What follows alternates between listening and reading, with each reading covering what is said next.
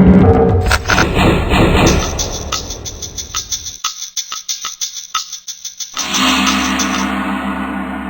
the beginning, God created the heavens and the earth. The earth was a formless void, and the heavens and the earth were in darkness. Then God said, "Let there be light." Light streamed in, warming the earth and the heavens. God saw that this light was good. God separated light from darkness, and called the light day, and the dark night. And there was evening, and there was morning, which separated the day from the night. Thus night came over the first day.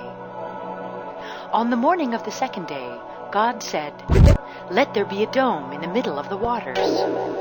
The dome stretched above all waters and formed the sky. Night fell on the second day. The next day God said, "Let the waters be gathered together, and let dry land appear." And so it was. God called the dry land earth, and the waters seas, and saw that it was good.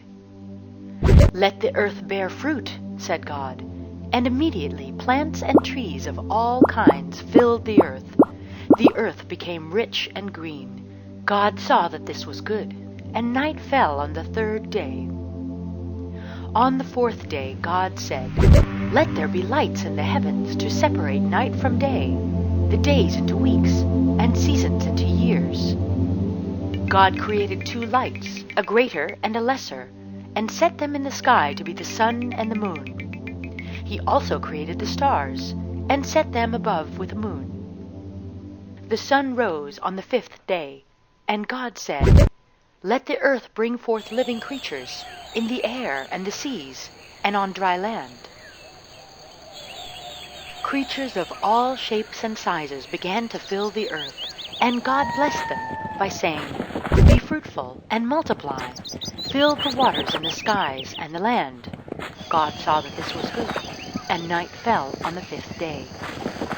On the morning of the sixth day, God created man in his image, and called him Adam. From one of Adam's ribs, he created the first woman. She was called Eve, and was given to Adam to be his mate. God said to his creations, "Be fruitful and multiply, fill the earth with your offspring, and rule over the land and all of its creatures. Every plant that bears fruit, and every creature on this earth is for you." And God saw that all of this was good. On the evening of the sixth day, God had finished with the creation of the earth. On the seventh day, God rested after all the work he had done. He blessed this day and called on all of his creations to rest on the seventh day of every week. The earth he created was a paradise, where Adam and Eve and all God's creatures lived in perfect harmony. This was the Garden of Eden. In the center of the garden, God planted a large apple tree. He said to Adam and Eve, "All of what you see is yours, but I forbid you to eat the fruits of this apple tree. Promise me that you will never touch them." Adam and Eve promised quickly and didn't think about it again. Until one day, when Eve was alone, a snake came to her and spoke. "Why don't you eat one of those apples?" he said in a low voice. "Certainly not. We have made a promise to God not to touch that fruit," said she. "But surely you realize that those apples give whomever eats them great wisdom and knowledge.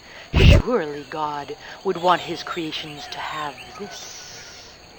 The snake went on and on until Eve could no longer resist. She ate a bite of one of the apples and gave one to Adam, who also ate. Suddenly Adam and Eve possessed great wisdom and knowledge, just as the snake said they would. They immediately realized that they were naked. This made them ashamed, and they quickly covered themselves with leaves. God came to them later that day. He noticed that they were no longer naked. "You have eaten the fruit I forbade you to eat." "It was Eve. She gave me the fruit to eat." "It was the snake. He tempted me so I couldn't resist." God was furious. He sent them out of the Garden of Eden forever and cursed them as they were leaving.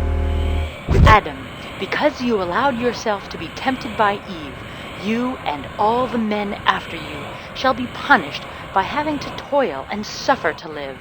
The earth will yield her fruits to you only by hard and painful work. Eve, because you allowed yourself to be tempted by the snake, you and all the women after you shall be punished by having to bear children in great pain, and you shall be the servant of your man. Snake, because of your wicked act, you shall be punished by having to spend your life on your belly. You and all of your offspring shall be hated by man. And so Adam and Eve were banished from the Garden of Eden forever. Thus their lives were harder, but they were wiser than all other animals to this day because of the apple they ate.